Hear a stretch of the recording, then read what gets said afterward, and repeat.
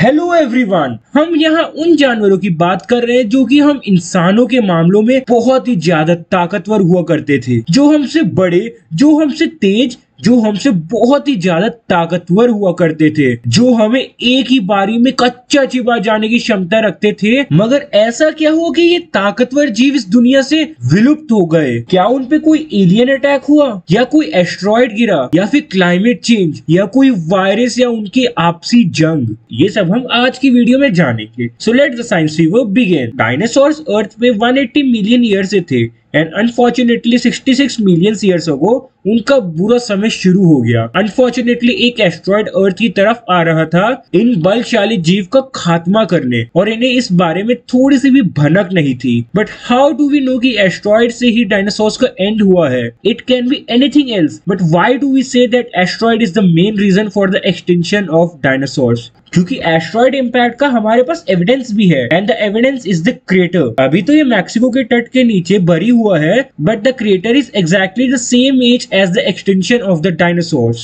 जो asteroid dinosaurs के end का रीजन बना, उस एस्ट्रॉइड का नाम चिक्सिलूब एस्ट्रॉइड है, और वो एस्ट्रॉइड कुछ 15 किलोमीटर बड़ा था। आपके लिए और आसान कर देता हूँ, अगर हम 1 नहीं, 2 नहीं, 5 नहीं, 10 नहीं, अगर हम 18 बुर्ज खलीफा को सीधा खड़ा करेंगे, उतना बड़ा था ये एस्ट्रॉइड। बट ये प्रॉब्लम नहीं थी इतनी जितनी वेलोसिटी चाचा ने कर दी। The velocity of it collision cause the creation of a much larger crater जो कि 150 किलोमीटर लंबा था। ये अर्थ का सेकंड लार्जेस्ट क्रेटर है। सो ये एस्ट्रॉइड जैसे ही जमीन से टकराया, उसने ह्यूज अमाउंट ऑफ डेब्रिस को हवा में उछाल दिया and caused massive tidal waves to wash over papers of the American continent. उस एस्ट्रॉइड कोलिजन से 75% ऑफ एनिमल्स इंक्लूडिंग डायनासोर्स उसी समय मर गए। पर ऐसा क्या हुआ कि एक पत्थर जो कि कोस्ट ऑफ सेंट्रल अमेरिका पे गिरा, उसने मास एक्सटेंशन कॉज कर दी। एस्ट्रॉइड बहुत ही ज्यादा वेलोसिटी से हिट हुआ एंड इट वाज इफेक्टिवली वेपराइज्ड। उसने एक बहुत बड़ा क्रेटर बना दिया एंड उसके आसपास का इलाका उसी समय खत्म हो गया,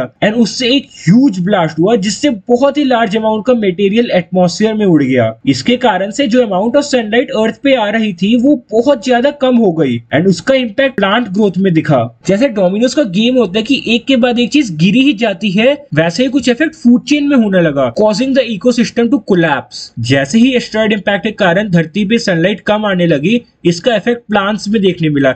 एंड अगर प्लांट्स ही कम होंगे तो हर्बीवोरस डायनासोर क्या खाएंगे? एंड अगर हर्बीवोरस डायनासोर नहीं खा पाएंगे तो कार्निवोरस उन्हें नहीं खा पाएंगे, क्योंकि धीरे धीरे उनकी पॉपुलेशन भी कम होती जाएगी। इस एस्ट्रॉइड इम्पैक्ट के कारण हर एक living being, whether it be on ocean और ऑन लैंड, सबको इफेक्ट हुआ। इसके बारे में बहुत सारा डिस्कशन हुआ कि ये पीरियड कितने टाइम के लिए टिका, एंड इसके बारे में बहुत कुछ अननोन है जिसके बारे में बिल्कुल भी नहीं पता। बट ये बात तो श्योर है कि माइक्रो ऑर्गेनिज्म से लेकर डायनासोर तक सबको इसका इम्पैक्ट हुआ। बट हम ये कंक्लूड नहीं कर सकते कि सारी गलती एस्ट्रॉइड की थी। अर्थ पे बहुत टाइम से कुछ प्रॉब्लम चल रही थी जिसका लॉन्ग टर्म इम्पैक्ट होने वाला था। जो अब सेंट्रल इंडिया है, वहां उस समय 2 मिलियन साल पहले से वॉल्केनिक इरप्शन हो रहा था जिसका एस्ट्रॉइड से कोई लेना देना नहीं था। यानी वॉल्केनिक इरप्शन इतनी फास्ट हो रहे थे कि वो भी एक मेजर रीजन बन गए थे क्लाइमेट चेंज का। एंड जो लॉन्ग टर्म इम्पैक्ट था वो ये था कि the continents were drifting and splitting apart from each other, जिसके कारण बड़े बड़े ओशन बन रहे थे which change the ocean and the atmosphere patterns around the world. This also had a strong effect on climate and vegetation. So इससे conclude ये होता है कि डायनासोर के एक्सटेंशन का एक नहीं बल्कि बहुत सारे रीजन थे, पर the asteroid collision was the biggest of them. So ये वीडियो को यहाँ पे खत्म करते हैं, एंड आप लोग मुझे कमेंट्स पे बताएं कि पर्सनली आप लोग क्या सोचते हैं डायनासोर एक्सटेंशन के बारे में। Bye everyone, meet you all in next video with a new topic.